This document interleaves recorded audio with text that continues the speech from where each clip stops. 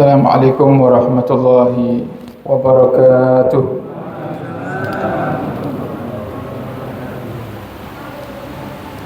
Alhamdulillah wassalatu wassalamu ala sayyidina Rasulillah sayyidina wa habibina wa syafi'ina wa qurrati a'yunina wa nuri qulubina maulana Muhammad miftahi babi rahmatillah adada ma fi ilmillah salatan wa salaman daimaini bi dawami mulkillah. Subhanaka la ilma lana illa ma 'allamtana innaka antal alimul hakim. Rabbi shrah li sadri wa yassir li amri wahlul 'uqdatam min lisani yafqahu qawli bijahin nabi wa sahbi wal ali. Dusturukum ya ahlad darak, dusturukum ya ahlan naubah, dusturukum ya ahlal halli wal 'aqad. Amma ba'd. Qala musannif rahimahullah wa nafa'ana bihi wa bi ulumihi fid dharain amin. Wahdhar an tuti'ahu fil alaniyati wa haitsu ta'lamu annahu yattali'u 'alaik wa ta'sihi fi sirri wa haitsu la ya'lamu fataqa'u fil halak.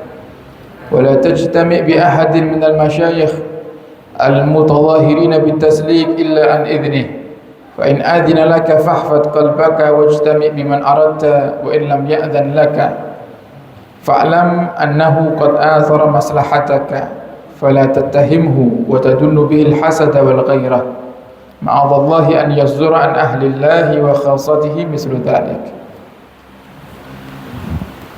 Alhamdulillah, kita bersyukur kepada Allah Subhanahu wa taala di malam hari ini setelah kira-kira mungkin 1 bulan kita libur karena sibuk untuk menyambung tali silaturahim dengan keluarga di bulan Syawal. Alhamdulillah kita berjumpa kembali di bulan Dzulqa'dah, bulan yang istimewa dalam keadaan kaula panjenengan sedaya sehat walafiat. Semoga Allah selalu menambah untuk kaula panjenengan sedaya nikmat sehat, nikmat iman, sehingga kita selalu istiqamah beribadah kepada Allah Subhanahu wa taala hingga akhir hayat kita. Amin ya rabbal alamin. Alhamdulillah para hadirin, kita saat ini berada di bulan yang mulia, bulan yang agung, bulan yang dimuliakan oleh Allah dan disebut oleh Allah di dalam Al-Quran bahwasanya ada 4 bulan yang istimewa di dalam 1 tahun, yaitu 3 bulan berturut-turut dan yang 1 bulan terpisah. Yang sambung yaitu bulan Dzulqa'dah, Dzulhijjah, Muharram. Dan yang terpisah adalah bulan Rajab. Ibadah di bulan 4 ini pahalanya tidak sama dengan beribadah di bulan yang lainnya. Sehingga ada banyak hal-hal positif, ibadah-ibadah yang diajarkan oleh Nabi kita Muhammad sallallahu alaihi wasallam untuk kita perbanyak dilakukan di bulan-bulan yang istimewa, yang intinya adalah mendekatkan diri kepada Allah Subhanahu wa taala di bulan-bulan yang istimewa ini, termasuk Dzulqa'dah. Maka duduknya kaula panjenengan Bapak Ibu di majelis di malam hari ini dan di hari-hari di bulan Dzulqa'dah ini tentunya pahalanya pun tidak sama seperti di bulan-bulan yang lainnya. Maka kita bersyukur nikmat yang besar kaula panjenengan masih dipilih oleh Allah Subhanahu wa taala untuk bisa menyisihkan waktu kita menghadiri majelis ilmu, belajar bersama, guna berbenah bersama untuk menjadi hamba Allah yang semakin hari semakin dicintai oleh Allah, semakin hari semakin dicintai oleh Rasulullah sallallahu alaihi wasallam. Termasuk daripada yang dianjurkan para hadirin, yang pertama adalah puasa. Jadi puasa sunnah itu banyak. Ada yang sifatnya tahunan, jadi hanya dilakukan ya setahun sekali saja, yaitu puasa seperti Tasu'a, Asyura, atau puasa Tarwiyah dan Arafah. Ada yang sifatnya itu bulanan seperti puasa Ayyamul Bid, pertengahan bulan Hijriyah. Ada juga puasa yang sifatnya mingguan, yaitu puasa Senin dan Kamis. Di antara puasa yang dianjurkan dan disunahkan juga memperbanyak puasa di bulan-bulan haram, di bulan Dzulqa'dah, Dzulhijjah dan Muharram, termasuk Rajab. Kecuali kalau bulan Dzulhijjah ada 4 hari yang diharamkan kaula panjenengan untuk berpuasa, yaitu hari raya Idul Adha dan hari Tasyrik. 4 hari itu kaula panjenengan hukumnya haram berpuasa. Walaupun kita sudah punya rutinitas puasa, mungkin tiap hari puasa dahar. Jadi ada istilah itu puasa dahar. Puasa dahar itu artinya setahun, berarti puasa terus, gak pernah bolong kecuali di hari-hari yang diharamkan. Jadi walaupun kalau panjenengan puasa dahar, Bapak Ibu puasa tiap hari, kalau sudah datang hari raya, mau itu hari raya Idul Adha ataupun Idul Fitri, dan juga datang hari Tasyrik, maka hukum puasa kita adalah dilarang. Dia nggak boleh puasa di 4 hari itu. Jadi kita disunahkan puasa di selain hari-hari yang diharamkan. Kemudian para hadirin, adapun puasa di bulan-bulan haram ini sebagaimana dijelaskan di dalam hadis Nabi kita Muhammad sallallahu alaihi wasallam, ketika Nabi dipamiti oleh seorang sahabat yang bernama Al-Bahili. Sahabat itu sering dipanggil dengan julukan Al-Bahili.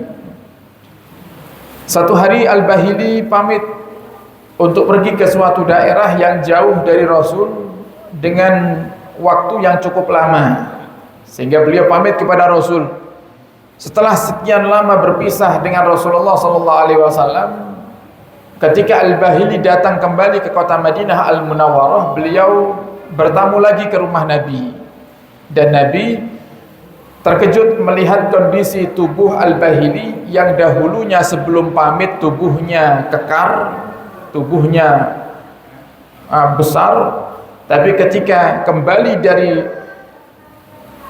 bepergiannya yang jauh tadi, beliau kembali ke Madinah dalam keadaan tubuhnya sangat kurus sekali. Nah, kemudian ditanya oleh Rasul, kenapa kamu seperti ini wahai Al-Bahili? Kemudian Al-Bahili menjawab, karena saya tiap hari puasa wahai Rasul.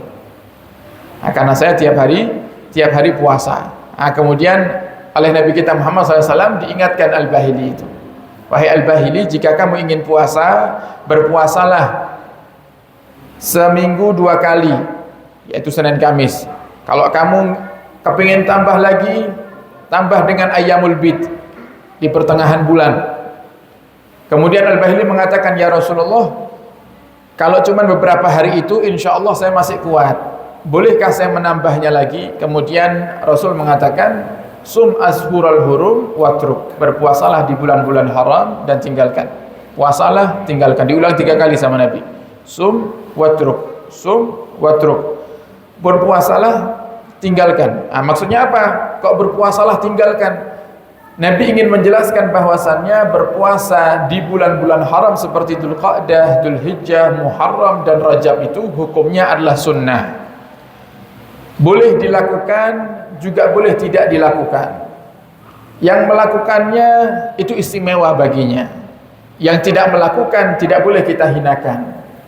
Nah, sehingga hati-hati para hadirin, kadang setan itu ketika ingin merusak daripada pahala kaula panjenengan, setan tuh buat trik, buat cara, gimana caranya pahala kita yang sudah kita kerjakan ini terhapus sia-sia. Nah, diantaranya adalah sifat ujub, sifat merasa bangga dan merasa lebih baik, puas dengan ibadah, itu nggak boleh. Nah, ketika misal ada di perumahan Tunggul Sari ini satu orang yang tiap hari puasa dahar.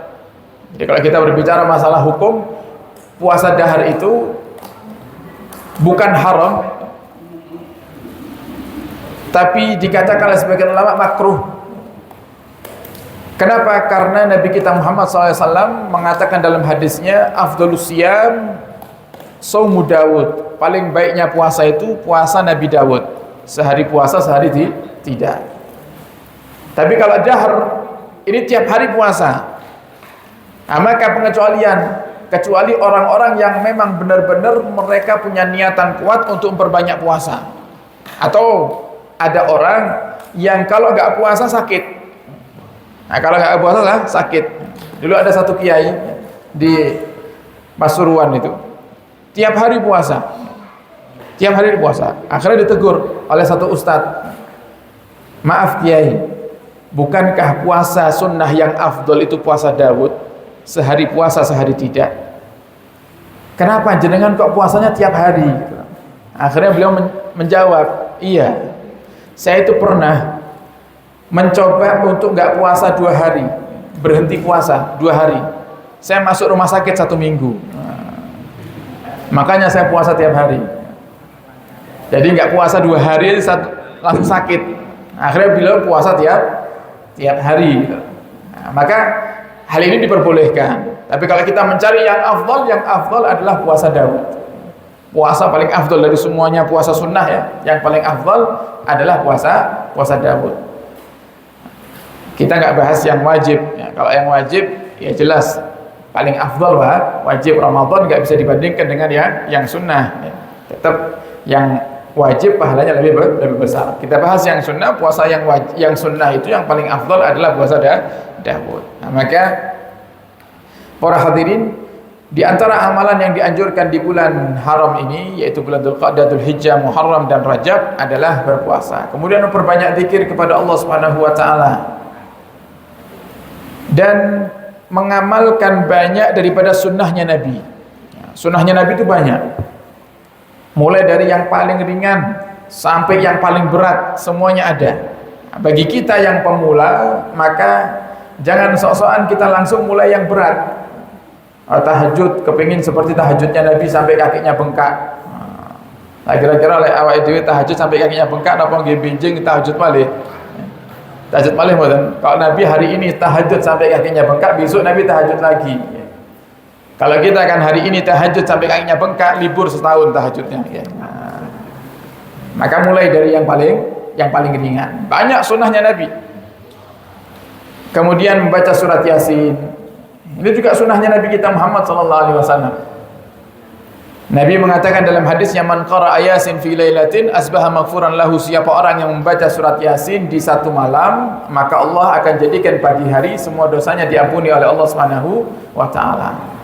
Nah, terutama malam Jumat. Makanya kalau di kampung-kampung biasanya ada istilah yasinan, itu banyak dilakukan di malam Jumat. Kalau Nabi menyunahkannya ya tiap hari kalau bisa. Nah, tapi kan masalahnya ini, coba nih, nanti takmir masjid bikin majelis baru yasinan tiap malam, kira-kira warga datang nggak kira-kira? Nah, karena kondisi umat saat ini itu kalau diajak majelisan tiap hari nggak bisa, males. Maka para ulama itu milih hari yang paling istimewa, Sayyidul Ayyam, pemimpinnya para hari, yaitu hari Jumat. Di dalam waktu Hijriyah, malam hari itu sudah terhitung daripada hari yang selanjutnya. Jadi seperti malam ini kan kita hari Selasa, oke. Tapi kalau hitungan Hijriyah kita ini sudah di hari Rabu.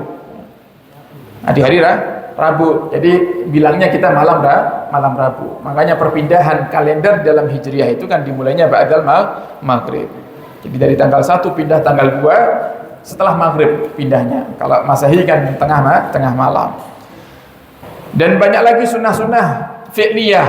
Sunnah fi'liyah contohnya, panjenengan masuk masjid pakai kaki kanan, keluarnya nanti pakai kaki kiri. Panjenengan masuk ke masjid Al-Tati Hidayah, itu di depan ada tangga. Nah, Nabi itu Bapak Ibu kalau naik tangga, Nabi baca takbir, Allahu Akbar, Allahu Akbar, Allahu Akbar. Kalau turun Nabi baca Subhanallah, Subhanallah, Subhanallah. Jadi Allahu Akbar itu kan penyemangat. Ini kan? Makanya kan lek wonten napa kados penyemangat di napa kados perkumpulan kaum muslimin seperti pembelaan Palestina. Selalu yang disuruhkan apa? Takbir, okay. Kan buatan ada tahlil, gitu nggak ada. Okay. Tahlil kan ada, la ilaha illallah, takbir, penyemangat. Makanya kita naik supaya semangat Allahu Akbar. Nah, ketika turun, karena turun itu lebih landai, lebih enak, nggak menyusahkan. Subhanallah. Itu sunnahnya Nabi kita Muhammad. Nah, banyak lagi sunnah, termasuk yang panjenengan amalkan di malam hari ini panitia bakar bukhur. Bukhur ini sunnah. Nah, ini juga mungkin saya belum pernah menjelaskan tentang bukhur di majelis ini. Ya, khawatir ada yang mikir wah bebasannya dukun. Ya. Bukhur ini sunnah. Membakar bukhur ini hukumnya adalah sunnah. Dalilnya apa? Riwayat Sayyidina Abdullah ibn Umar. Jadi Sayyidina Umar bin Khattab niku enggak ada putra namanya Sayyidina Abdullah. Dan banyak sahabat tuh yang namanya Abdullah. Makanya ada istilah di sejarah itu sahabat-sahabat yang disebut dengan abadilah. Sahabat-sahabat yang namanya Abdullah. Ada Ibnu Umar, yaitu Abdullah bin Umar. Ada Ibnu Mas'ud, yaitu Abdullah bin Mas'ud. Ada Ibnu Zubair, yaitu Abdullah bin Zubair. Banyak sahabat-sahabat yang namanya Abdullah karena memang nama Nabi mengatakan nama yang terbaik itu nama yang disandarkan kepada nama Allah. Nama diawali lafaz abdu kemudian disandarkan kepada nama Allah.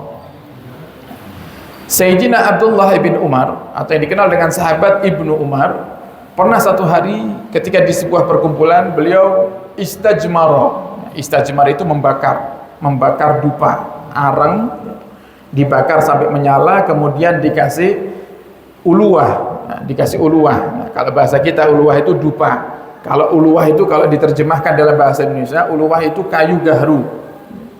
Nah, mungkin panjenengan pernah dengar ada istilah kayu gahru. Kayu gahru itu dari pohon cendana kalau nggak salah, dari pohon kayu cendana diambil bagian hitam di dalamnya. Napa lek wong Jawa galih, sanes mah galih miliki tapi nah, ini termasuk galih ini galih. Hitamnya itu. Nah, hitamnya kayu cendana itu kalau dibakar wangi. Kalau dibakar wangi. Nah, dulu Sayyidina Abdullah bin Umar bakar dupa itu pakai kayu cendana itu, galihnya kayu cendana. Nah, kemudian setelah mengeluarkan aroma yang harum, Sayyidina Abdullah bin Umar mengatakan wa hakadza kana Rasulullah yastajmir. Beginilah dulu Rasulullah SAW membakar dupa. Artinya, ya Nabi dulu kalau membakar dupa ya seperti saya ini loh. Kata Sayyidina Abdullah bin Umar. Diperkuat oleh pendapat Imam Nawawi. Semakin wa yata'akkadu istihbabuhu kata Imam Nawawi dan semakin disunnahkan, semakin muakkad sunnahnya, semakin dikukuhkan sunnahnya indastima'il muslimin ketika berkumpul kaum muslimin. Nah, seperti ini. Jadi semakin besar pahalanya mengamalkan membakar dupa. Apakah boleh panjenengan bakar dupa di rumah? Boleh. Sunnah. Panjenengan dapat pahala, bukan hanya dapat wangi aja, dapat pahala. Apa hikmahnya?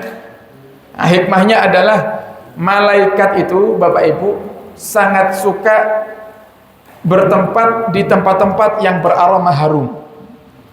Sebaliknya setan itu lebih senang di tempat-tempat yang bau busuk. Jadi kalau malaikat itu sukanya di tempat yang wangi, rapi itu. Malaikat suka untuk berkunjung ke tempat-tempat yang semacam itu. Tapi kalau setan sukanya di tempat-tempat yang kotor. Makanya kalau ada rumah yang kosong gak pernah dikunjungi, gak ada yang dibersihkan, kemudian sering disebut rumah angker. Nah, itu gak salah. Kenapa? Karena memang setan, jin itu sukanya tempat yang kotor. Nah, termasuk kamar mandi ini. Nah, kamar mandi kan ada jin yang memang khusus menjaga di dalam kamar mandi. Kenapa? Karena tempat kotor. Tapi kalau tempat yang bersih, jin itu nggak mau. Nah, jin itu nggak mau di tempat yang bersih, tempat yang wangi. Sehingga membakar dupa di rumah itu hukumnya juga sunnah, menjauhkan dari gangguan-gangguan jin. Nah, maka amalan ini para hadirin semakin banyak ditinggalkan oleh umatnya Nabi Muhammad. Dan banyak kalau kita bahas sangat banyak sekali sunnahnya Nabi yang mulai ditinggal oleh umatnya sendiri. Dan itu bukan satu hal yang aneh karena Nabi Muhammad sudah pernah memberitakan tentang keadaan zaman ini. Apalagi kita sudah hidup di zaman yang di saat kita mengamalkan sunnah, mengamalkan syariat, maka kita akan dianggap aneh. Ya. Kita dianggap aneh. Banyak itu. Makanya baru tadi saya ngobrol di mobil sama istri. Nggak apa-apa kita dianggap aneh sama orang. Yang penting nggak dianggap aneh sama Allah sama Rasulullah Shallallahu Alaihi Wasallam. Dianggap aneh sama orang nggak masalah. Kenapa? Karena yang jadikan kita selamat itu bukan penilaiannya manusia. Yang jadikan kita selamat itu ya Allah Subhanahu wa Ta'ala. Kita dikatakan benar di mata siapa? Kalau benar di mata manusia belum tentu benar di mata Allah Subhanahu wa Ta'ala. Kita dikatakan baik di mata manusia belum tentu kita baik di mata Allah Subhanahu wa Ta'ala. Sehingga kenapa kita pedulikan komentar manusia nggak ada selesainya. Ridana ghayatun la tudrak. Mencari ridhonya manusia itu adalah sebuah tujuan yang tidak akan pernah tercapai. Nah, maka para hadirin, di bulan yang agung ini ayo kita berbanyak mengamalkan sunnahnya Nabi kita Muhammad sallallahu alaihi wasallam. Ma'asyiral hadirin hadirat hafizakumullah. Sedikit kita membaca nasihat daripada Al-Imam Haddad di dalam kitabnya Risalah Adab Sulukil Murid. Beliau mengatakan wahdhar an tuti'ahu fil alaniyati.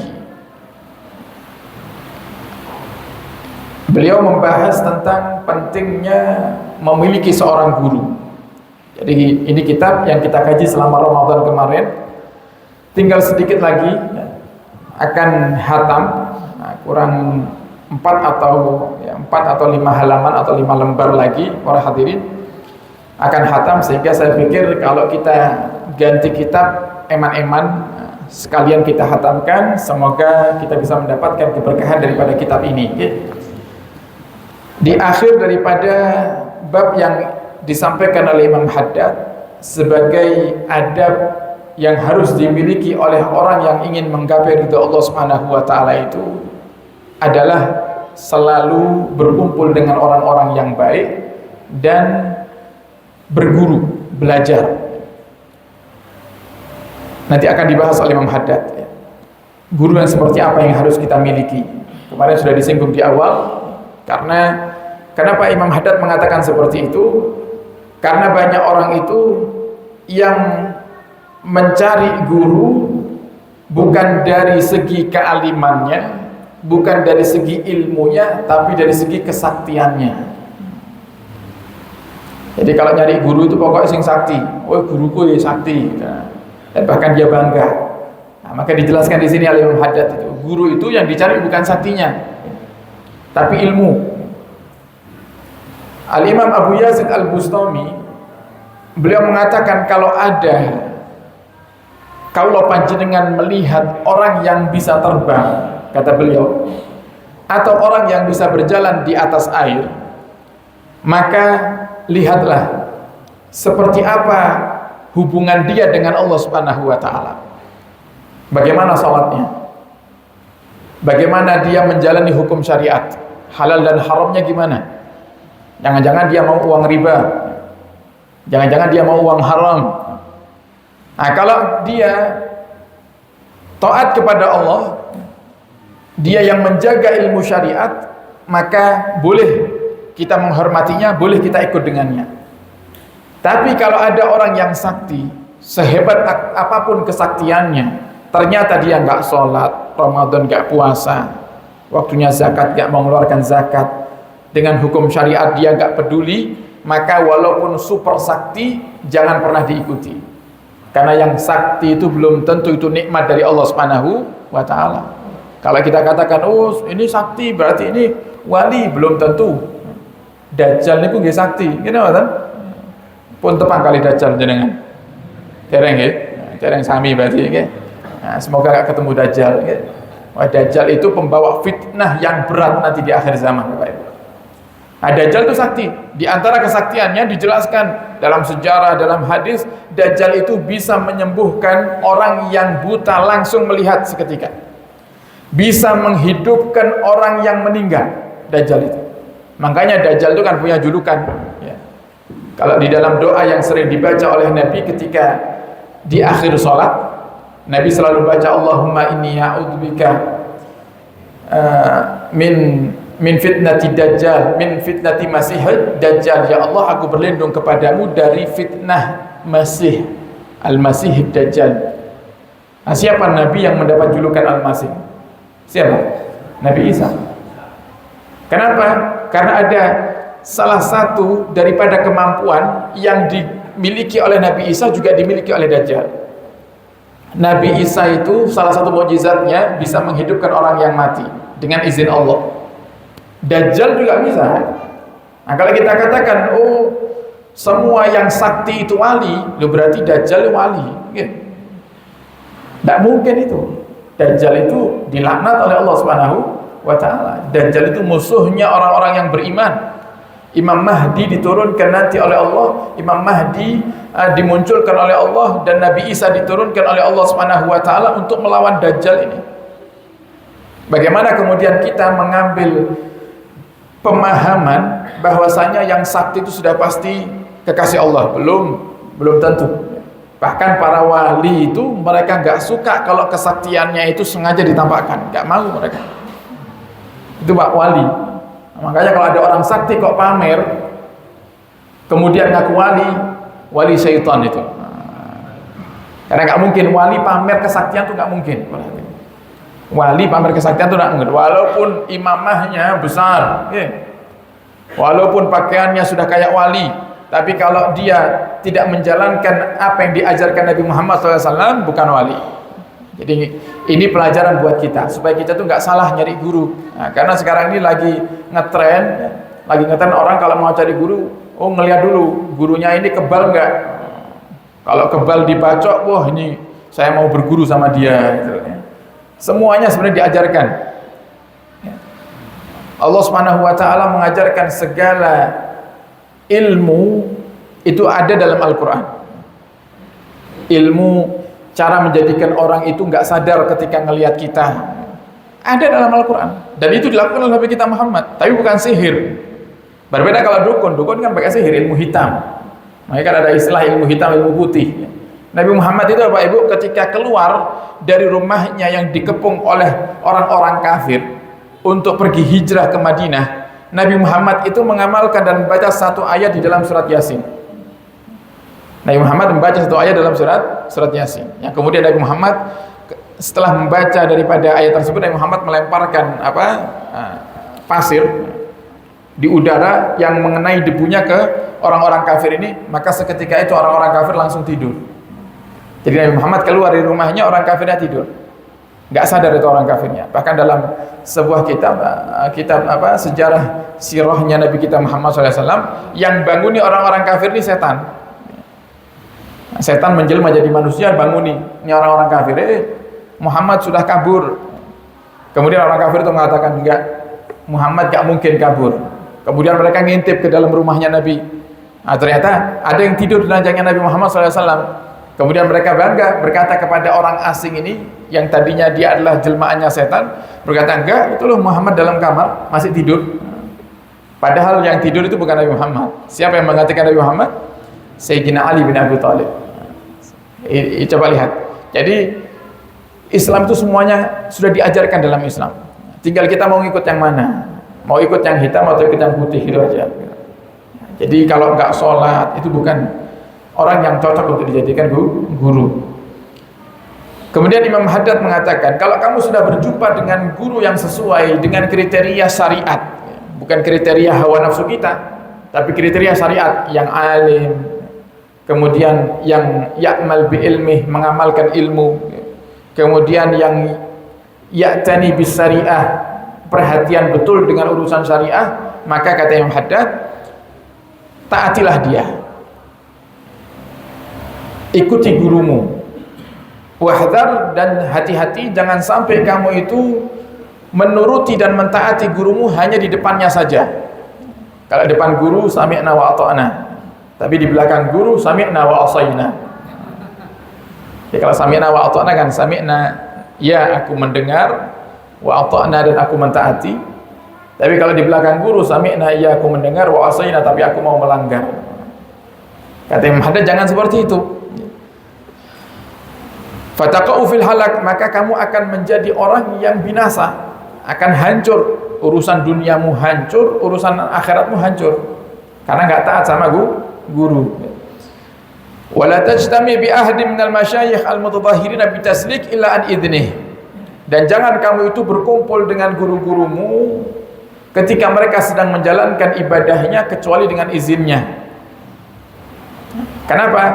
Kata Imam Haddad, fa in adina laka, kalau seandainya gurumu itu mengizinkan kamu untuk mengikuti ibadahnya dia, maka fahfad, lakukan, jagalah ibadah itu. Contoh nih, puasa Senin Kamis itu sunnah, puasa Daud itu sunnah. Tapi dulu waktu di pondok pesantren, semua santri kalau mau puasa sunnah, hukumnya wajib izin kepada guru. Jadi kita dulu kalau mau puasa sunnah di pondok, kita izin sama abuya itu.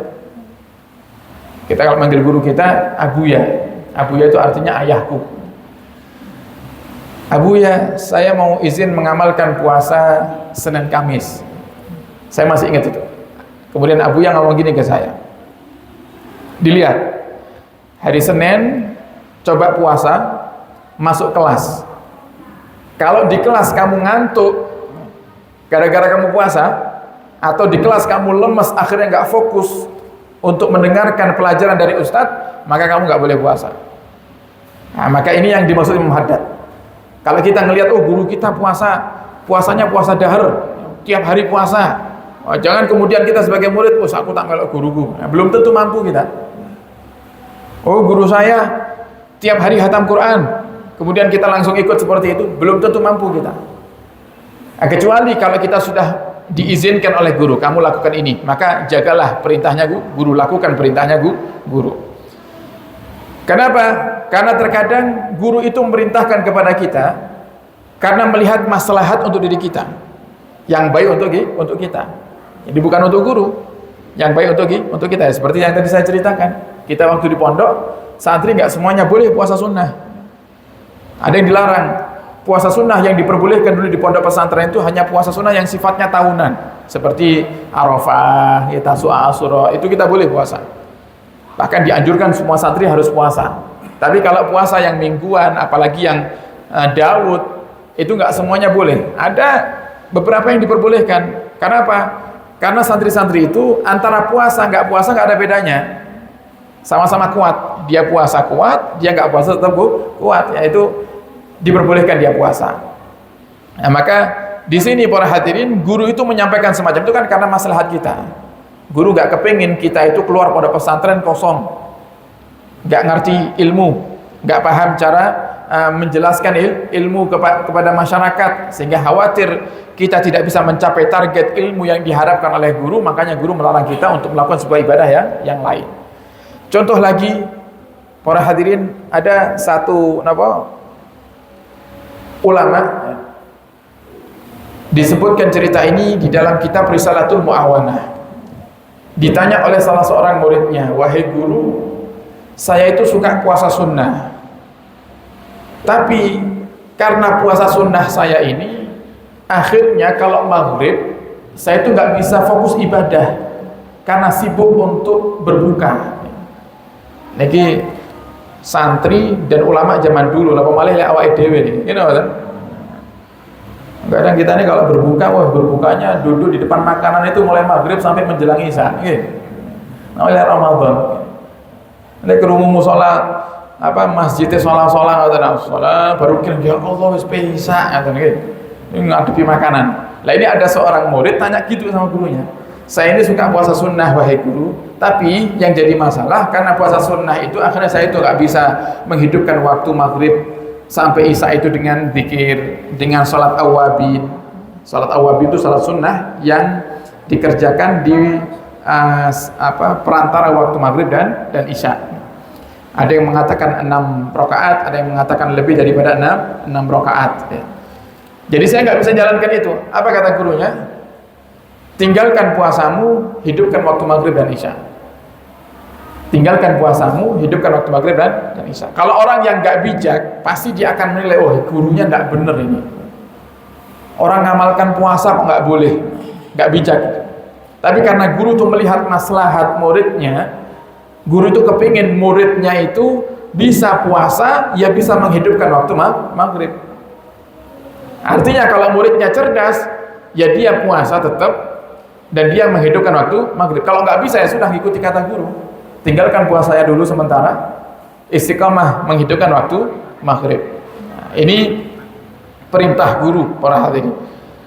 Kemudian wahdar min mutalabati syekhi bil karamat. Nah, ini yang tadi saya sampaikan, hati-hati, jangan sampai kamu itu cari guru karena keramatnya.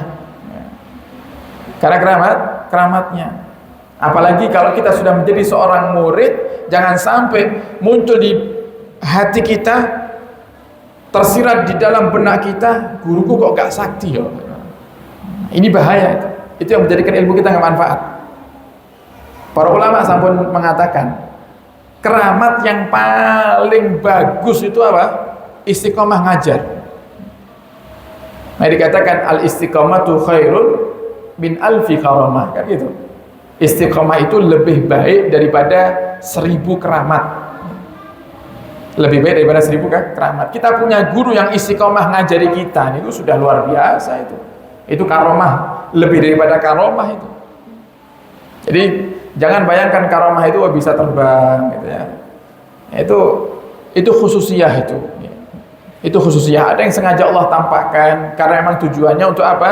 Untuk menyebarkan dakwah Islam. Ada yang enggak Allah tampakkan, tapi dia punya karomah yang hebat. Apa itu istiqomah? Kita punya guru istiqomah didik kita. Padahal ya awake dhewe misal mokong diomongi A, kita ngerjakannya Z, itu guru kita nggak ninggalkan kita. Guru kita yang nggak istilahnya menghukum kita sampai kita nggak disapa, enggak, tetap sabar ngajari kita sampai dari yang tadinya kita nggak ngerti adab sampai ngerti adab, itu sudah luar biasa itu. Nah, makanya kata Imam Haddad, jangan sampai kalau panjenengan mencari seorang guru itu karena karomahnya.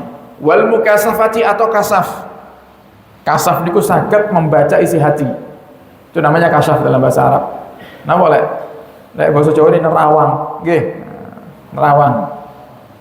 Jadi nggak usah berbicara, orang bisa tahu isi hati kita. Guru bisa tahu isi hati kita. Nggak harus seperti itu seorang guru itu. Kalau ada yang seperti itu kelebihan dari Allah Subhanahu wa taala. Fa innal ghaiba la ya'lamuhu illallah. Karena sesuatu yang gaib itu tidak ada yang mengetahuinya kecuali Allah Subhanahu wa taala. Jadi enggak perlu kita sampai cari-cari yang seperti itu. Wa ghayatul wali an yutli'ahu Allahu ala ba'dil ghuyub fi ba'dil ahyan. Dan puncak kewalian itu adalah di saat dia menunjukkan daripada sesuatu yang di luar kebiasaan normal manusia, itu dilakukannya fi ba'dil ahyan, kadang-kadang. Jadi nggak ada tiap hari, tiap hari mamerkan kesaktiannya kemudian ngaku wali, nggak gitu. Fi ba'dil ahyan, di saat-saat tertentu, samalah seperti Nabi kita Muhammad. Apakah Nabi itu mengeluarkan mukjizatnya tiap hari? Kan boten gitu. Ketika di kondisi terdesak, sahabat dan Nabi kita Muhammad sedang perjalanan menuju jihad, kemudian sahabat kehausan, tidak ada minuman, Nabi Muhammad minta wadah ke sahabat, diambilkan wadah, mangkok, kemudian Nabi Muhammad letakkan jari jemarinya di dalam mangkok dan keluar air yang terus mengalir. Al-ma'u fadha zulalan min asabihi arwal juyus wa jawful jais yaltahibu. Dalam syair kan dijelaskan itu. Al-ma'u fadha, air itu keluar dari jari jemari Nabi Muhammad. Arwal juyus, yang menjadikan pasukan yang dibawa oleh Nabi itu yang minum dari air yang keluar dari tangannya Nabi ini, semuanya merasa puas, kenyang. Semuanya merasa kenyang. Apakah itu tiap hari Nabi lakukan? Betul. Dan kalau Nabi yang diberikan mukjizat oleh Allah tidak bermain-main dengan mukjizatnya, bagaimana ada orang yang mengaku wali kemudian pamer karomahnya tiap hari? Nah, nggak mungkin itu. Nah, ini subhanallah pas sekali, karena memang baru-baru ini banyak rame di media sosial itu orang-orang yang pertama, orang-orang yang menafikan karomah.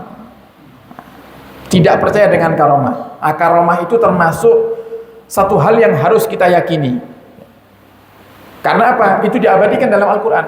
Kalau kita nggak percaya karomah, berarti kita nggak percaya Al-Quran. Nggak percaya Al-Quran berarti kita nggak percaya Allah Subhanahu wa Ta'ala.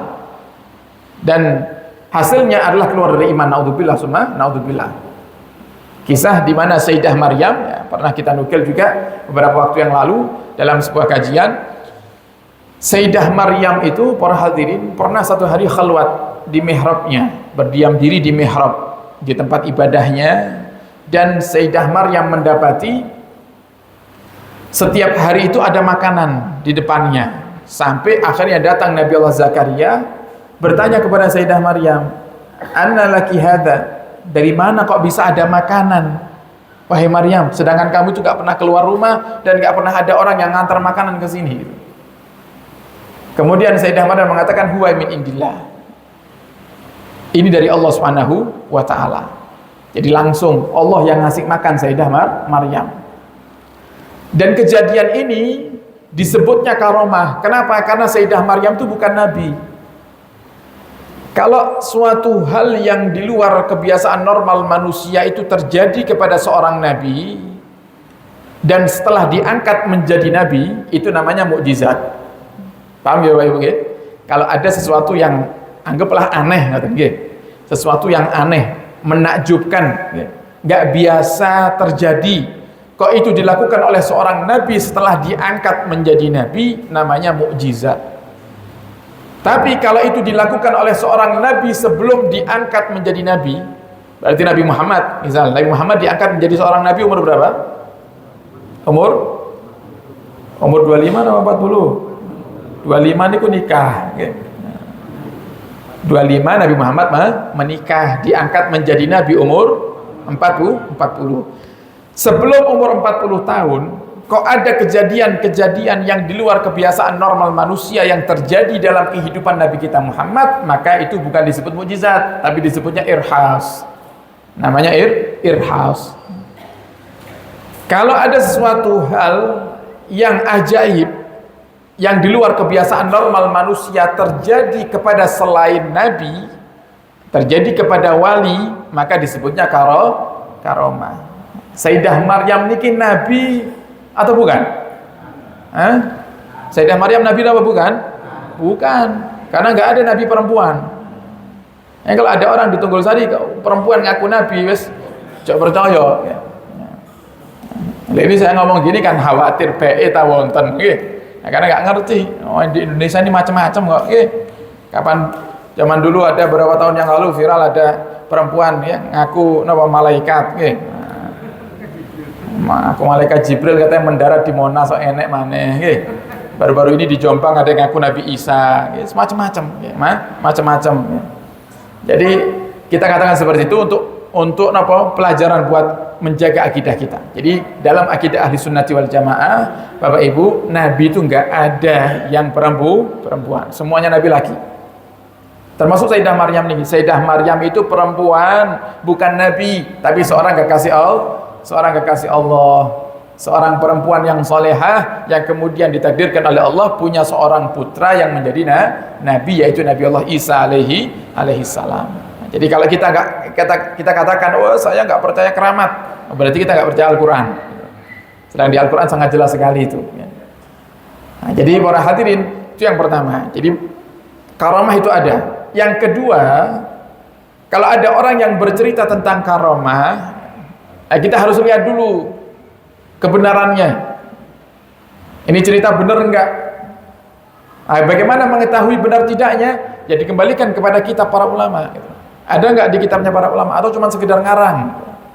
Nah, kalau cuma ngarang kan semuanya bisa itu. Anak kecil ya pintar ngarang. Anak kecil ya pintar ngarang. Anak kecil kalau mau cerita ke temannya, oh tadi malam saya waktu tidur terbang, kan bisa aja. Namanya ngarang semuanya bisa. Nah, makanya harus dilihat marja'nya, kembalinya cerita ini ke kitab apa itu, benar nggak ceritanya. Kalau seandainya benar, maka hati-hati bagi yang bercerita, jangan sampai dibumbui. Nah, karena penyakitnya manusia itu, Bapak Ibu, kalau sudah berbicara suka bumboni.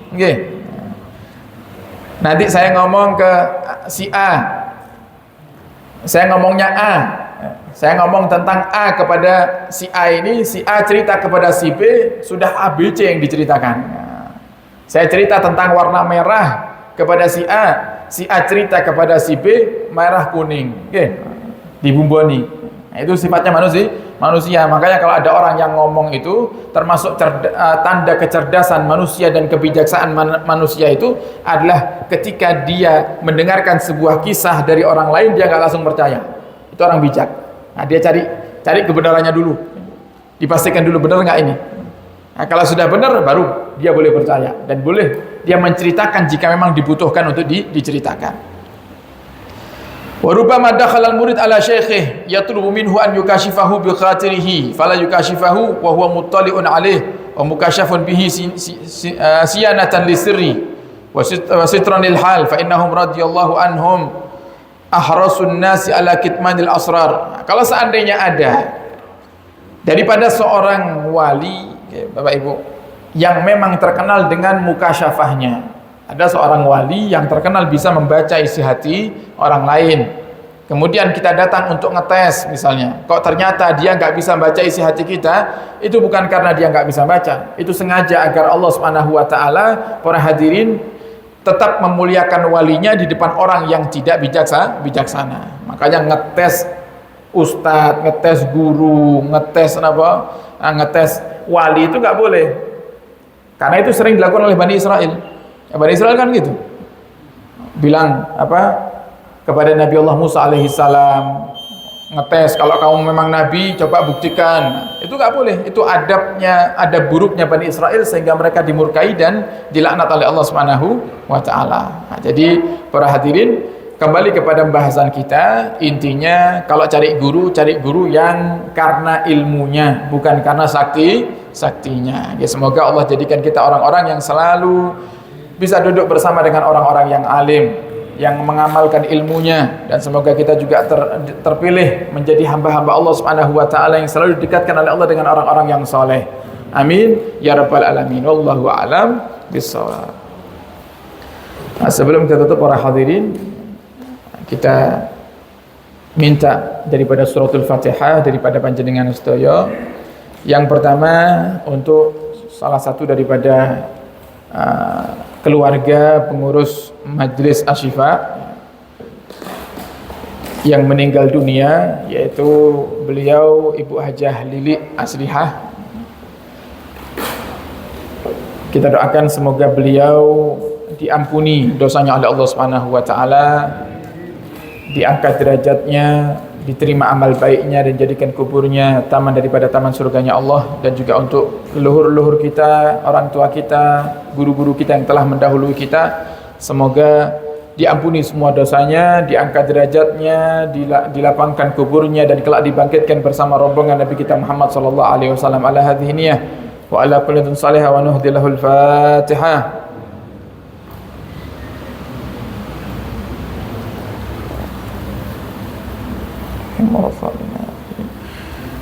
Dan juga kami mengundang panjenengan sedaya, Bapak Ibu, monggo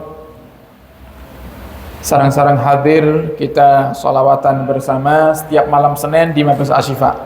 Kalau tidak bisa setiap malam Senin, monggo panjenengan hadir di setiap malam Senin Kliwon. Kenapa malam Senin Kliwon?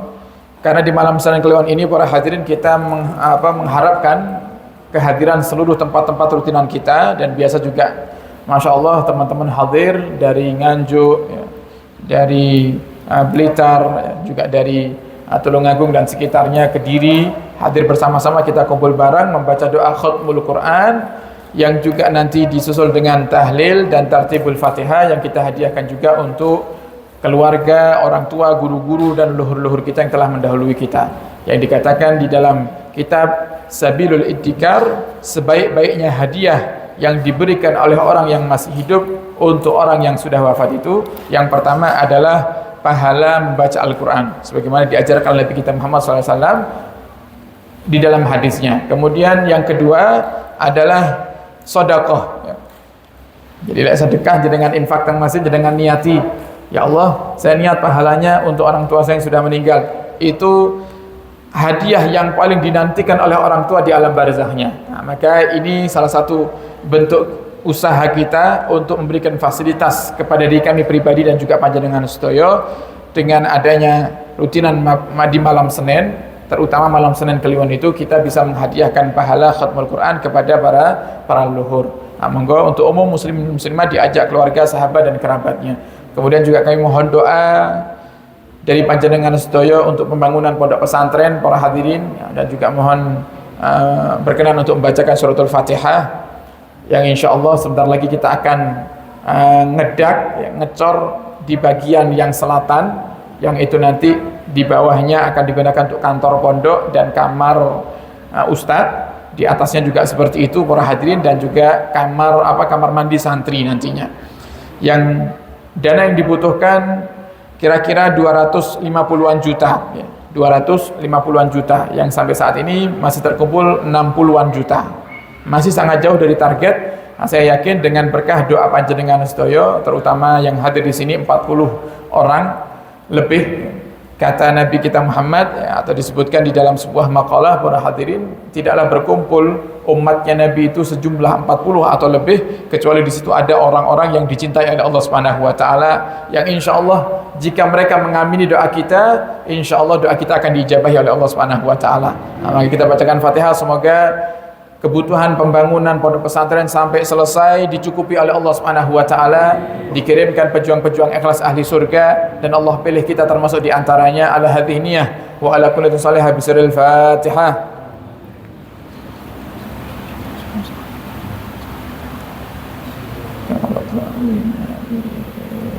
Dan kita baca suratul Fatihah untuk setiap para jamaah yang hadir di malam hari ini, yang mengikuti kajian di malam hari ini. Semoga Allah Subhanahu wa taala berikan kepada kaula panjenengan sedaya umur yang panjang dalam ketaatan serta sehat wal afiah, yang sakit diberikan kesembuhan oleh Allah, yang sempit rezekinya dilapangkan oleh Allah Subhanahu wa taala, yang belum punya pekerjaan segera Allah temukan dengan pekerjaan yang banyak hasilnya berkah, dan semoga Allah Subhanahu wa taala berikan rumah tangga kita hidayah. Allah berikan kepada orang-orang yang tinggal bersama kita hidayah, dijadikan keluarga kita keluarga yang sakinah, mawaddah warahmah, dan Allah jadikan semua orang-orang yang tinggal dan yang kita cintai, Allah jadikan semuanya ahli salat, ahli ibadah sampai akhir hayat.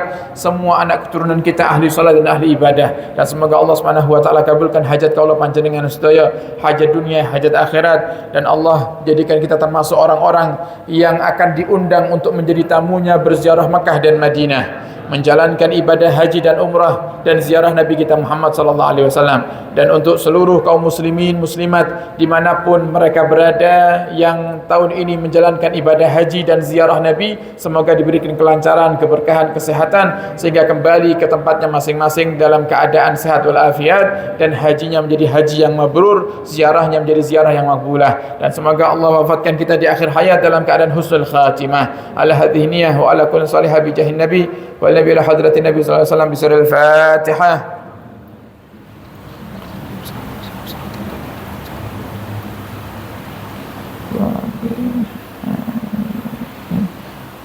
Alhamdulillahirabbil alamin. Sekian dari kami, kurang lebihnya mohon maaf dan mohon doa selalu. Wabillahi taufiq hidayah. Wassalamualaikum warahmatullahi wabarakatuh.